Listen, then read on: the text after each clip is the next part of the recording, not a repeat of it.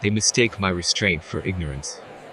But truth, quietly documented, dismantles everything. A chat message arrived right as I was sitting down for lunch. It was from her, my wife, a casual hey that felt heavier than it should. She said my boss had been surprisingly nice to her lately, even joking about how strange alliances were forming at the office. I just sent back a neutral smiley face and asked, "What do you mean by strange?" A few seconds later, she replied. He'd hugged her in the hallway. He called it mentorship. I felt a hot flush creep up my neck, but I kept my words cool and steady. She was still typing, adding that confidence really attracts attention in rooms full of powerful people.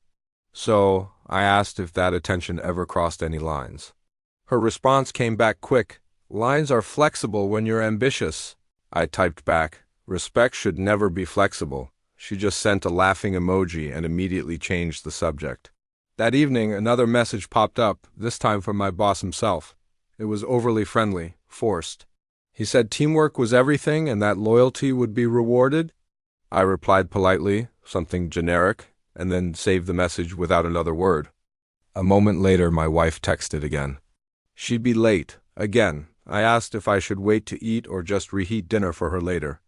"Don't wait," she wrote, followed by a winking emoji. That wink, for some reason, stuck with me. It felt more significant than the hunger pangs in my stomach. I decided to open a chat with a trusted coworker, just to see if he'd heard anything. He replied almost instantly. Rumors were flying, he said, fast and careless. That's when I decided my best move was to just watch and wait, not react. The next day, a photo landed in my inbox. It was from my wife, a picture from an office party. In it, my boss was standing close to her, his arm hovering just a little too near her back. I asked if the party was mandatory. "Networking is survival," she shot back.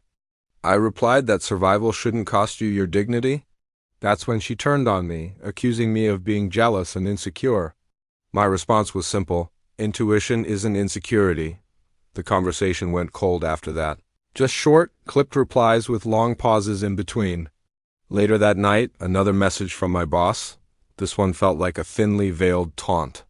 "Patience brings opportunity," he wrote. I took screenshots of the entire exchange and closed the app. My mind was racing. That night I wrote to my wife, pleading for honesty, no jokes, no emojis.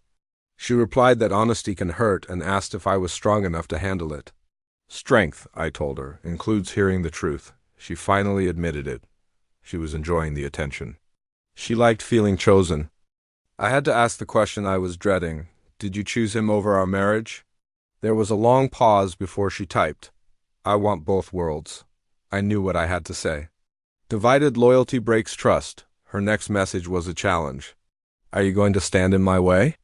And I replied, no, I'm going to stand for myself. The very next morning, my boss called me into his office. He started talking about promotions, hinting at favors that would need to be repaid. I just listened, my face a blank slate, and as soon as I left, I wrote down every single word he said. I sent the details to my coworker. His advice was clear: document everything and stay calm. That evening, my wife was back to her usual self in our chat, bragging about the leverage she had. Power bends the rules when it wants to, she declared. I replied, rules are there to protect people from being abused. She mocked me, called me naive. I told her that naivety ends when you start seeing a pattern repeat itself. That was my cue. I started gathering everything: the messages, the dates, the screenshots, and organized it all into a clear, undeniable record. Then I opened a new chat window and sent a meeting request to Human Resources. They replied almost immediately, asking if I had any documentation. I sent them the files without any extra commentary. The silence that followed felt like everyone was holding their breath. A little while later, my wife messaged me. Why does the office feel so tense? She asked.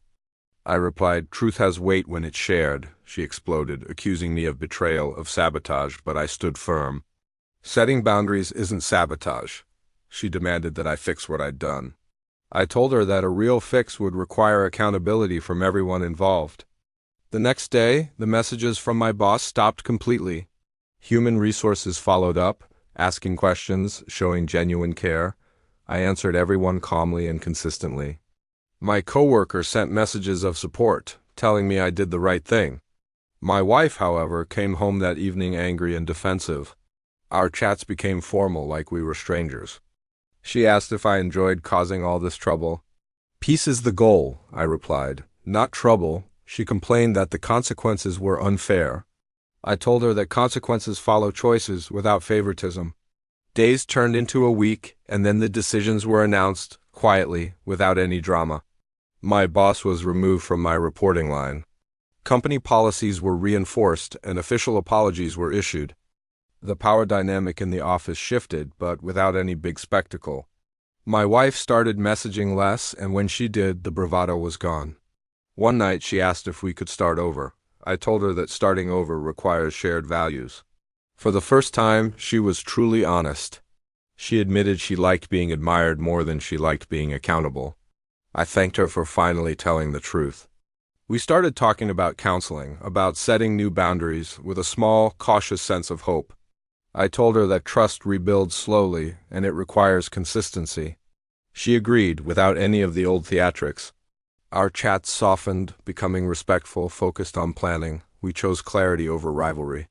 I archived all those old, painful messages, but I kept the lesson they taught me. Work returned to being about workfare and focused. Home found a new, quieter rhythm. The story didn't end with a dramatic showdown or revenge. It ended with the truth stepping into the daylight and simply choosing to stay there. Thanks for watching. If this story resonated with you, consider subscribing for more.